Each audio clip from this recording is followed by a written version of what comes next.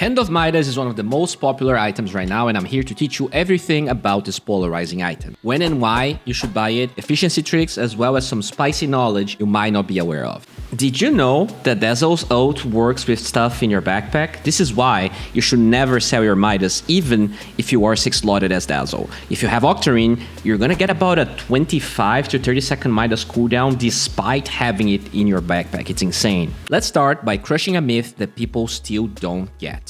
You do not have to rush Midas for it to be worth it anymore. In fact, it's more common to see 15-20 minute Midas than ever before. And that's for 2 reasons. 1, people don't want to sacrifice their first crucial timings so that they don't get stomped.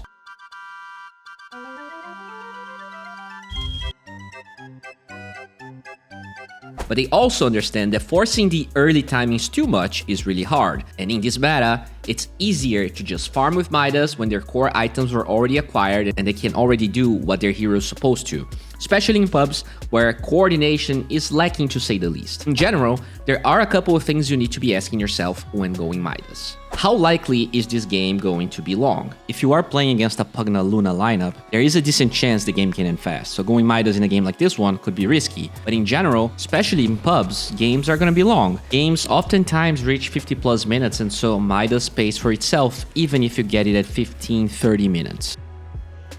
Is my hero bad at farming? Heroes that farm slow love to get Midas. Heroes with no AoE like OD or just no farming power like Void will get Midas often, but also supports like Willow and Phoenix benefit a lot from it. Ever since Phoenix lost the old shard, she farms way slower than before. Farming slow is a reason for some heroes to get Midas, but even heroes that farm fast can get it. As you can see, Terrorblades get Midas 40% of the time and Siki and Naga get it 20% of the time.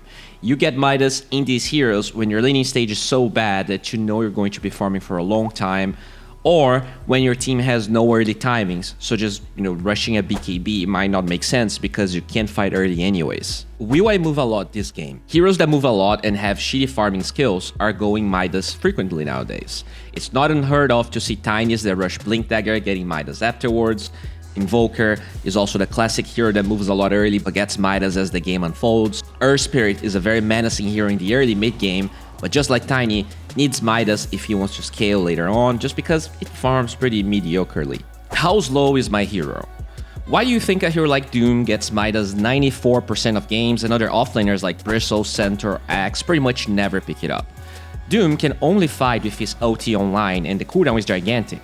Just like Enigma in the past, this hero kinda has to be AFK, not doing much, which synergizes with what Midas wants to be doing. That's the same thing with Wraith King offlane. OT cooldown is big, you want to farm a Radiance, and having Midas decreases the time your OT cooldown is going to be big, since it gives you levels. So, if we put all of this together, how can we decide on whether we should be going Midas or not? If you can say yes to at least 2 of these 4 questions, then Midas is going to be a good decision. Let's take a look at Void, for instance. He is a slow tempo hero. He also sucks at farming. This is already permission to buy Midas in any game. If the game is likely to be long, then this is even more of a reason to get Midas. But obviously, in a game as complicated as Dota, things are never going to be simple, which is why Midas is bought in every 6 out of 10 Void games and not 10 out of 10. What about a support like Grimstroke? He can literally fight whenever. All of his cooldowns are lower than 70, so he's not a slow tempo hero at all. He actually farms quite fast with Inkswell in his Q, and he does not move a lot as a hero, which is why even in long games, you almost never see Grimstroke buying Midas. What about a support Dark Willow?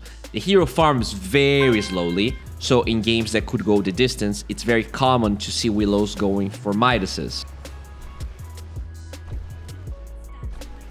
Notice that we didn't talk about attack speed at all up to this point. Attack speed is just a small bonus that the item gives, and to be honest, I'm pretty sure they could lower the attack speed of Midas in half and people would still get it. This item is all about acquiring experience over pretty much everything else. Finally, we have a small subset of heroes that want to get Midas just because they have broken interactions with the item. They are Dazzle, because of the cooldown reduction on his OT, Ugger, because of multicast, and Arc Warden because of his clones. These 3 heroes have pretty much a +1 yes to the questions we previously discussed when you're thinking of getting Midas on them. You could even say Arc Warden has a +2, to be honest. This is a hero that kinda needs Midas every game.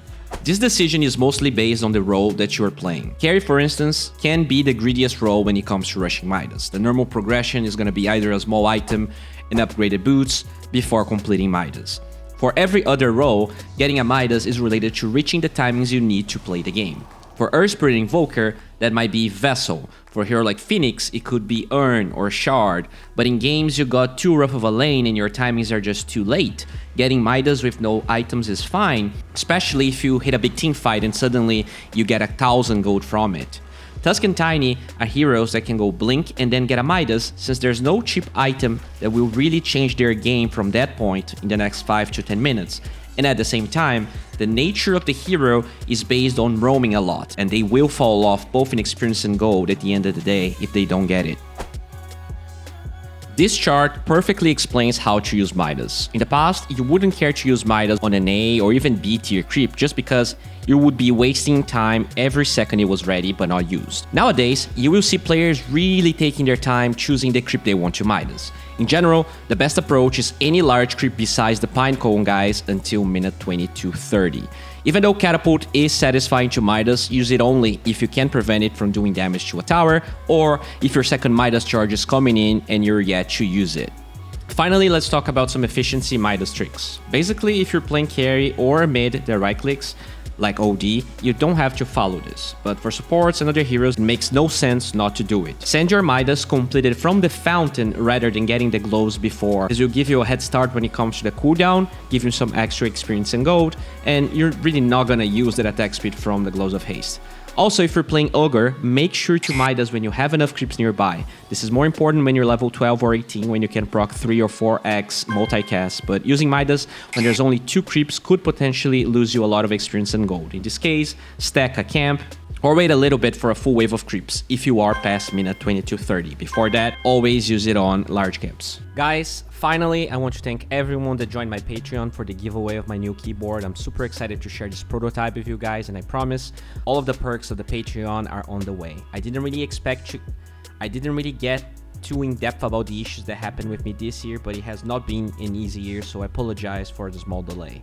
That said, if you really want a keyboard, or if you just want to be a part of a like-minded group of people that want to improve in Dota and have fun, join the Patreon in the next 30 days. It will give you a rate that will never be available for Patreon again. So join now while you can. By the way, if you're still here, I would love to hear any ideas for new videos. I thought making daily videos was going to be possible, but with the current level of editing, it became impossible to keep up with the quality I'm trying to keep. That said, I would love to hear ideas about different formats that maybe you haven't seen here or in any other Dota YouTube channel. Cheers, and thanks for watching.